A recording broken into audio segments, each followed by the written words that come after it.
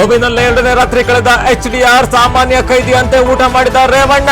ಸೋಮವಾರಕ್ಕೆ ಜಾಮೀನು ಭವಿಷ್ಯ ಮುಂದೂಡಿಕೆ.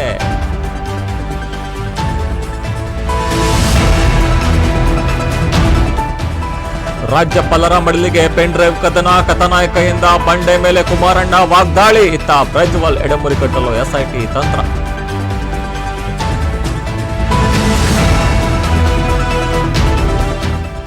ಬೆಂಗಳೂರಿನಲ್ಲಿ ವರುಣನ ಭರ್ಜರಿ ಎಂಟ್ರಿ.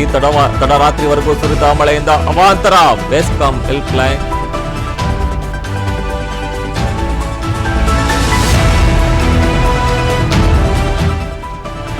ಹಿಂದೂಗಳ ಸಂಖ್ಯೆ ಇಳಿಕೆ, ಅಲ್ಪಸಂಖ್ಯಾತರ ಪ್ರಮಾಣ ಏರಿಕೆ. ಮುಸ್ಲಿಂ ಮೀಸಲಾತಿ ಬೆನ್ನಲ್ಲೇ ಮತ್ತೊಂದು ಕಿಡಿ.